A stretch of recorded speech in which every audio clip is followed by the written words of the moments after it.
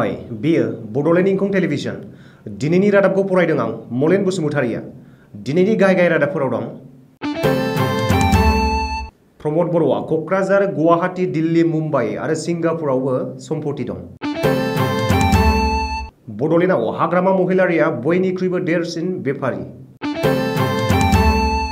बिएलटिआव थानाय समाव हाग्रामाया सासे सिखावमोन गिबि खोन्दो बिसायख'थिनि मोनसे भट मिरुआव मोनसेबो आबुं भट गोलैयाखै कक्लाबारि ब्लक इउपिपिएलनि आइजो दालाइया साइकेल रेली बानजायदों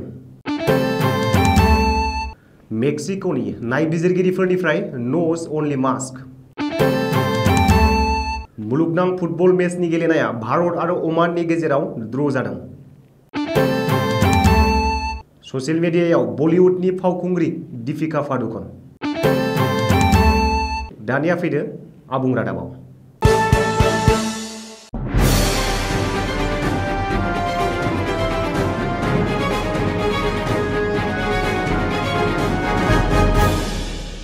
बिटिसिनि गाहाय आरो इउपिपिएल दोलोनि आफादगिरि प्रमद बर'आ रङियाजों लोगोसे क'क्राझार गुवाहाटी दिल्ली मुम्बाइ कलकाता सिंगापुर आरो माखासे जायगायाव न' आरो सम्पत्ति दं बिटिसिनि बारग' गाहाय आरो बिपिएफनि आफादगिरि हाग्रामा महिलारिया बे दाबिखौ खालामदों सुलुङाव फोरमायथिनाय बादिब्ला मैया रङिया बियाबाव महाजननि मोनसे बिसायख'थि फोसावदिंनाय मेलाव बाहागो लानानै बिटिसिनि गाहाय प्रमद बर'नि सायाव बे अजदखौ होदों बेजों लोगोसेनो हिमन्त बिश्व शर्मानि मोसानाय समा आरो बारा गोबाव गैलिया हिमन्तनि गिबि मन्थ्रि जानाय सिमाङा जाफुंनाय नङा गाव आसामनि गिबि मन्थ्रि जानायनि उनावसो हिमन्तआ गिबि मन्थ्रि जानो हागोन होननानैबो हाग्रामा महिलारिया दाबि खालामदों मख'नो गोनांदि गिबि खोन्दोनि बिसायख'थियाव महाजनआ मोन 20निबो बांसिन मासियाव देरहागोन होनना बुंनानै मोनथामबो खोन्दोनि बिसायख'थियाव एबा 2021 मायथाइनि विधानसभा बिसायख'थियाव कंग्रेस दैदेननाय महाजनआ मोन 70नि बांसिन मासि देरहानानै महाजनआ आसामाव सोरखार दागोन होननानैबो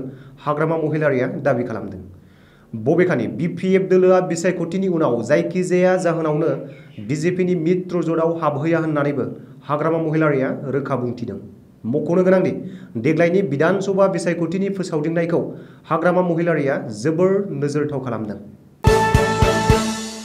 बिटिसिनि बारग' गाहाय आरो बिपिएफनि आफादगिरि हाग्रामा महिलारिया प्रमद बर'खौ सासे बेफारि होनना गले गले अजद होनायनि गोख्रों फिननाय होदों आथिखालनि बिटिसिनि गाहाय प्रमद बर'आ हाग्रामा महिलारिनो गोख्रों फिननाय होनानै बड'लेण्डआव हाग्रामा महिलारियानो बयनिख्रुइबो देरसिन बेफारि होननानै बुंदों मख'नो गोनांदि 30 नं सानजा क'क्राझार बियाबनि इउपिपिएल दोलोनि बिजाथि लरेन्स इस्लारिनि जानानै बिसायख'थि फोसावदिंनाय आरो सुबुंगौमा दिन्थिफुंनाय हाबाफारियाव बाहागो लानानै प्रमद बर'आ हाग्रामा महिलारिनो फिननाय होदों बबेखानि प्रमद बर'हा रङियाजों लोगोसे क'क्राझार गुवाहाटी दिल्ली मुम्बाइ सिंगापुर आरो माखासे जायगायाव सम्पत्ति दं होनना हाग्रामा महिलारिया बिसायख'थि फोसावदिंनाय मेलफोराव दाबि खालामनायफोरा सिमाङाव बकिलाबायनायसो होननानै प्रमद बर'आ बुंदों आरो दाबि खालामनाय बादि फोरमान होनो हायोब्ला बिसायख'थि फोसावदिंनायखौ नागारनानै जोबथेसालियाव हाबना थाहैगोन होननानै प्रमद बर'आ हाग्रामा महिलारिनो गोख्रों चेलेन्ज होदों बेजों लोगोसेनो हाग्रामा महिलारिया थांनाय 17 बोसोर बिटिसि खुंनाय समाव गोजो धन सम्पत्ति सोरजिदों बिटिसि ओनसोलनि रायजो राजाफोरखौ सोबख'बोदों आरो जाख्ल'बोदों होननानै प्रमद बर'आ हाग्रामानि हेंथायै गोख्रों अजद होफिनदों मख'नो गोनांदि विधानसभा बिसायख'थिनि फोसावदिंनायाव हाग्रामा हिमन्तनि दाय फोनांलायनाय आरो सोंखारिलायनायजों समान समानै प्रमद बर'आ आरो हाग्रामानि दावहाखौबो नुनो मोनगासिनो दं बिपिएफनि आफादगिरि हाग्रामा महिलारिया मोनसे समाव सिखावसोमोन बिएलटिआव थानाय समाव हाग्रामा महिलारिया कार्बि आंलंनि गुबुन गुबुन ओनसोलाव सिखाव खावदोंमोन हाग्रामा महिलारिनि सायाव सिखाव खावनायनि बे अजदखौ होदों मोनसे समाव इउपिडिसि थिउरिया आफादनि दैदेनगिरि आरो आथिखालाव बिजेपिनि एमपि हरेन सिंह बेआ बिजेपिनि मोनसे बिसायख'थि फोसावदिंनाय मेलाव बुंनाय बादिब्ला हाग्रामा महिलारिया थिउरिया आफाद बिएलटिआव थानाय समाव कार्बि आंलं जिल्लानि लांहिन फुलनि बकलिया ओनसोलाव गोबां खेब सिखाव खावदोंमोन आरो दाखाथि हाबा मावदोंमोन मख'नो गोनांदि हाग्रामा महिलारिया गावदि सिखाव खावोमोन बेखौ हाग्रामाया गावनो सिमान लादोंमोन होननानैबो बिजेपि दैदेनगिरि हरेन सिंह बेआ बुंदों बबेखानि बिटिसिनिफ्राय होखारजानाय हाग्रामा महिलारिनि बाथ्राखौ कार्बि हाजोनि बर' रायजो राजाफोरा खोनासङा होननानै बिजेपि दैदेनगिरि हरेन सिंहआ खौरांगिरिनि सिगाङाव बुंदों बेजों लोगोसेनो डिफु, हावराघाट, बकाजन, बैथालांसु आरो हाफ्लं बियाबाव बिजेपिनि बिजाथियानो देरहागोन होननानै हरेन सिं बेआ दाबि खालामदों। गिबि खोन्दोनि आसाम बिधानसभा बिसायख'थिया 27 मार्च सनिबारखालि जालांबाय। गिबि खोन्दोआव आसाम बिधानसभानि मोन 47 बियाबाव मैया भट आजावदों। नाथाय गिबि खोन्दोनि बिसायख'थियाव मोनसे एरैबायदि भट मिरुआ सोराङाव फैदों जेराव मोनसेबो भट गोलैयाखै आरो सासेबो सुबुङा भट थुनो फैयाखै। नागाफोरनि होबथानायनि थाखाय बे भट मिरुआव सासे सुबुङा भट होनो ओंखारबोआसै। मख'नो गोनांदि बे जाथाया जादों आसाम नागालेन्ड सिमनायाव थानाय सरुफटार बिधानसभा बियाबाव। मख'नो गोनांदि सरुफटार बिधान बियाबनि आसाम नागालेन्ड सिमनानि ए सेक्टराव थानाय 301 नं येहकु मेम'रियेल स्कुलनि भट सोग्रा मिरुआव मोनसेबो भट गोलैयाखै। सुलुङाव फोरमायनाय बायदिब्ला 301 नं येहकु मेम'रियेल स्कुलनि भट सोग्रा मिरुआव गासै सा 25 ल' भटारफोर दं। बेनिनो सा 14आ हौवा भटार आरो सा 11आ आइजो भटार। नाथाय नागाफोरा भट होनायाव होबथानायनि थाखाय बे भट मिरुआव मोनसेबो आबुं भट गोलैयासै होननानै मिथिनो मोननाय जादों।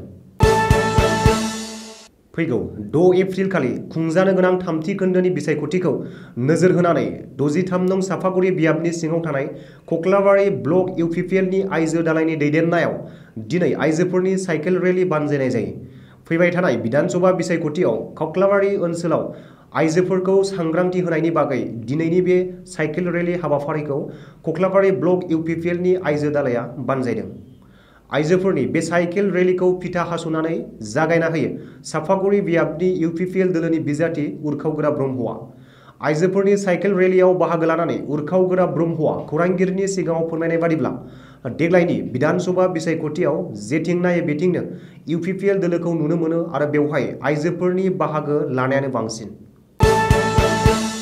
कभिड-19 महामारिनिफ्राय सुबुंफोरनि रैखाथिखौ नोजोर होनानै मेक्सिक'नि नायबिजिरगिरिफोरा गोदान मास्क बानायदों, जाय मास्कखौ न'ज अनलि मास्क मुङै मिथिनो मोननाय जादों।